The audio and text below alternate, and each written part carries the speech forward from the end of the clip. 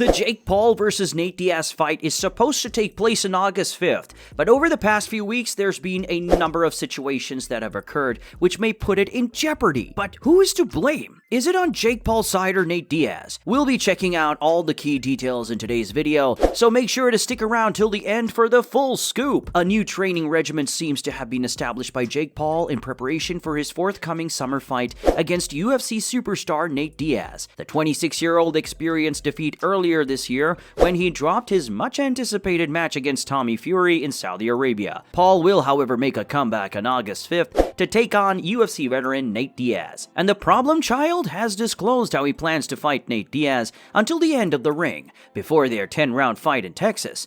The former Disney Channel star used Instagram, where he has 23 million followers, to upload a video of himself hitting a hanging bag inside a gym. However, as the majority of onlookers could see, Paul was practicing while puffing on a cigarette and violently punching the bag. "Getting my lungs ready for 10 rounds," he wrote as the caption for the smoking photo. Paul Diaz on August 5th. Which is a very questionable technique, to put it lightly, although at least he's attempting to make it an even playing field by blacking up his lungs before the fight. A lot of people had their mixed opinions on the video, with posts like, "All these people getting mad, probably chugging a vape whilst typing. Hell yeah, bring cigs back. Getting his lungs ready for 10 rounds of chemo." If you're vaping in 2023, then you need to sort yourself out. That has got to be one of the worst addictions people have. The fact they make it taste of all these different exotic fruits and it costs them £1 to make, something dodgy is inside of that stick. Make sure you subscribe to the channel and turn on the post notification bell. This way you'll never miss out on any future celebrity videos similar to these. As most of you would know by now, Paul and Diaz recently decided to extend the fight, which was originally only supposed to go 8 rounds, to a full 10 rounds, making it the longest fight of each fighter's career thus far. And Diaz believes that when the two fight in Texas, the extra rounds will be to his advantage. "If I'm going to get knocked out, it's going to be right off the gate, or the next 3 in rounds. But if not, it's like you're in big trouble and I'm already willing to get knocked out.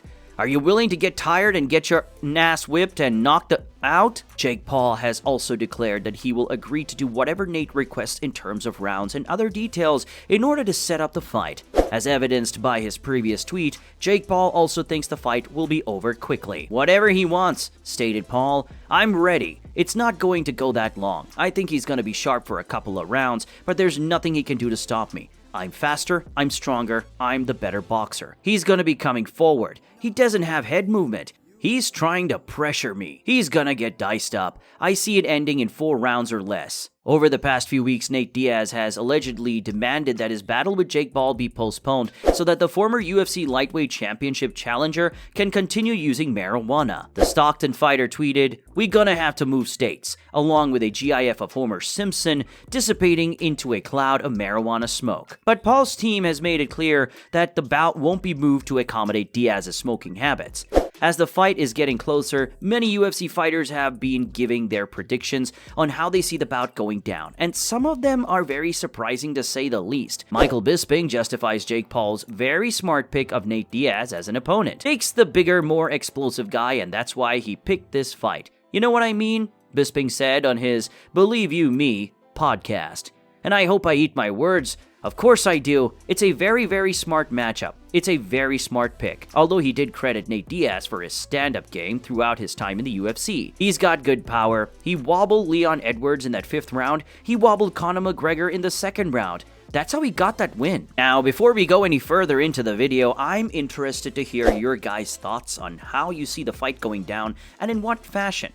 Now, it's a 10-rounder. Would you lean more towards Nate if he can survive the early onslaught? Or has Jake been doing the discipline or pure boxing for too long and he'll finish him regardless? Comment below. Nate Diaz's former opponent of the BMF belt, Jorge Masvidal, actually went onto Jake Paul's podcast and gave his thoughts on how he sees it playing out. Nate is definitely going to have the experience over you, and he's got crazy endurance, Masvidal told Paul.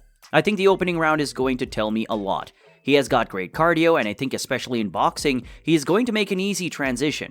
I would think out of all the categories you could have in martial arts, boxing is something that comes very natural to him. he's going to be a decent boxer. What has been interesting to see online is the complete split of opinions of how fans seeing the fight play out, because there's mixed posts like, Nate is the guy with endurance and he loves to stand and box.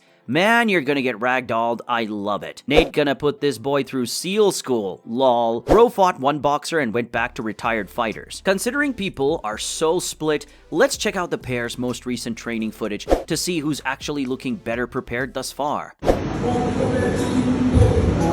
get it. Let's get it. Beautiful.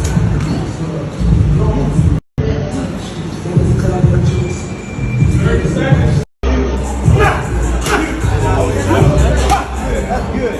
Beautiful.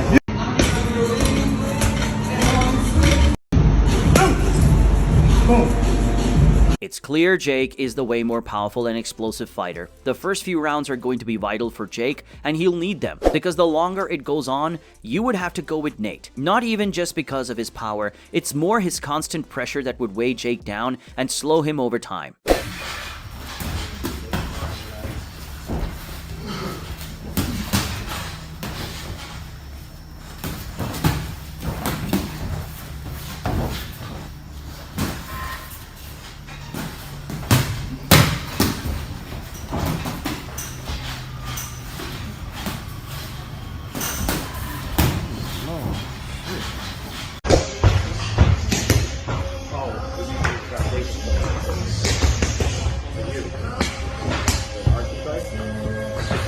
The sparring footage wasn't too bad, but a lot of people had their thoughts on Nate Diaz's pad work, and many thought he was joking around. Bro, we know this looks bad, but Nate's always been this, and messed up. Everyone's faced with his pressure. Man, think our boy could use some footwork and mobility in there. I think Nate has to bring an unorthodox approach to win against Jake. He must do things that are not typical boxing, as he will get knocked out if not confusing Jake and throwing him off of his basic boxing game. And that last comment is entirely true. If Nate Diaz wants to win the fight, he has to make it scrappy and awkward, because there's no chance he's outboxing Jake Paul for 10 rounds. Jake has had 5 to 6 solid years of solely focusing on boxing, whereas Nate Diaz his entire life trained multiple disciplines. The fact Jake Paul was able to beat and knock out Anderson Silva goes to show that Nate Diaz shouldn't be as hard to beat, because if you put Anderson Silva versus Nate Diaz in a boxing ring, Silva is winning all day long. Anyway, this concludes today's video. Be sure to subscribe to Loaf Tube for future celebrity videos, and turn on that post notification bell so you don't miss out on any future uploads. Until then, see ya in the next one.